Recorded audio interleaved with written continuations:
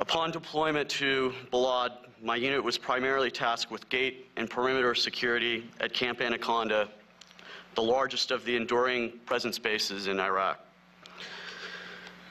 Providing security at the front gate, one of the daily rituals we were tasked with was clearing Iraqi nationals who came to work on a daily basis on post, doing such jobs as filling sandbags, clearing rubble and trash, etc.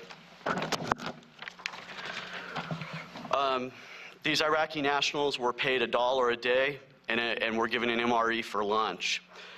They worked under extreme conditions of heat and dust, oftentimes 130-degree temperature, and were always escorted by armed guards.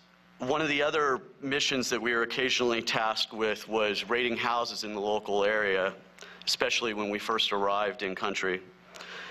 One of the houses that we first raided was supposedly the home of a former Bath official. It was the middle of the day when we raided this house.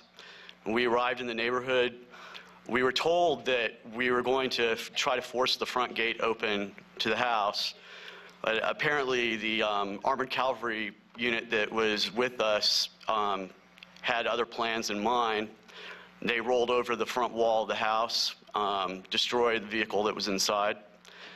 And upon entry to the house, I was second in the stack of formation of troops that went through the gate.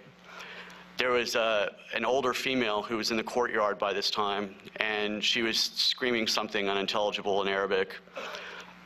I didn't see her as a threat, so I continued on past her into the building itself. One of the soldiers behind me apparently thought that she was a threat, butt stroked her in the face, knocked her to the ground, and someone after him apparently zip-tied her and took her out into the front yard. Then we proceeded to ransack this house. I was in the master bedroom. There was dressers and wardrobes. Wardrobes were locked. We pulled the doors off. We turned everything in the room upside down. We went through everything. Personnel in my unit that were in the kitchen turned the refrigerator upside down, pulled the stove, actually broke the stove, pulled it out of the wall, broke the line to it. After we searched through the house, we had everyone, including the children, zip-tied on the front lawn. Apparently, someone in my chain of command realized that we had the wrong home. We were on the wrong street, that the home we were supposed to have raided was actually behind this house on another street. So we went over to that home and raided that house. Actually, going through that gate of that home, I actually almost fired on a person that I believe was mentally disabled. He apparently he didn't understand what was going on. He was standing in a window directly in front of us, and in the initial first few seconds of going through the wall, I actually thought that he was a threat. Almost fired, and then realized that there was something wrong with him and he just didn't realize what was happening.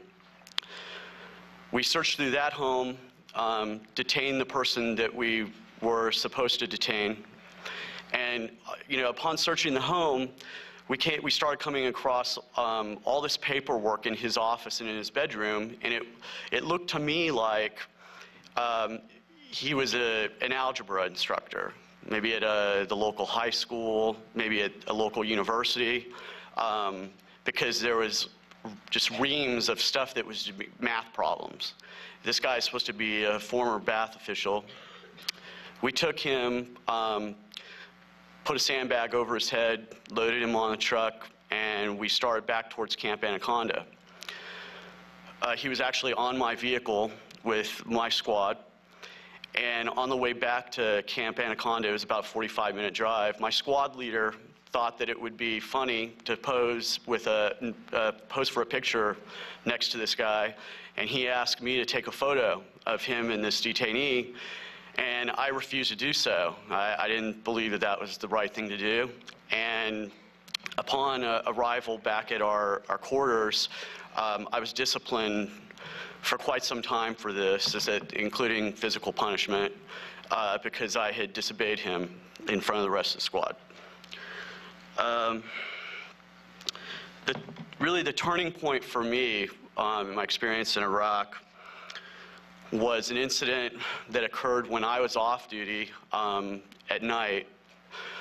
There was a platoon in my company who were, how shall I put this? They were the hardcore platoon. You know, every unit has one platoon that is more extreme than the rest.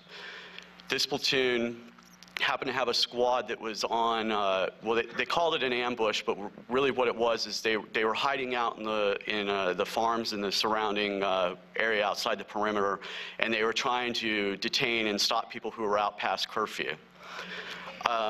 So they were out there one night, and apparently a farmer was on his property. I think it was about 3 o'clock in the morning, and you know, electricity was intermittent, and he was out there trying to work on his farm, work on a pump or something. They told him to halt and stop. He panicked and ran. They opened fire, and they killed this individual. The next day, Civil Affairs came and spoke with us and said, as a company, and said, we are not going to pay any benefit to this family. They also informed us that his brother was a close ally of us, had up until this time had been working with us, and was a respected leader of the local community, and that this individual that we killed also had 14 children. The Civil Affairs officer suggested that we take up a collection and donate $1 or $2 apiece to the family, and that he thought that that would go a long way in helping to ease the family's suffering. There's 125 members of a rifle company, roughly, so you're talking about anywhere probably between $125 and $150. In reality, I don't think anyone donated any money. And finally, just to wrap things up, I want to take this time to apologize to the Iraqi people for the things that you know, I helped to do, and the actions that people in my unit and myself did while I was there. Thank you. Jeffrey Smith, an infantryman for 6 years, served in Iraq in May 2003, honorably discharged January 2004, testifying at Winter Soldier in Silver Spring, an echo of an earlier gathering in Detroit, Michigan in 1971, when Vietnam vets spoke about their experiences there. 200 years earlier, in the winter of 1776, Thomas Paine wrote, "These are the times that try men's souls. The summer soldier and sunshine patriot will in this crisis shrink from the service of his country, but he that stands it now deserves the love and thanks of man and woman." Referencing Thomas Paine, the soldiers testifying about the horrors of war 2 centuries later called themselves Winter Soldier. Today, 5 years after the invasion began, nearly 160,000 troops remain stationed in Iraq. Close to 4,000 have died. The number of Iraqis dead is still unknown. It could be more than 1 million.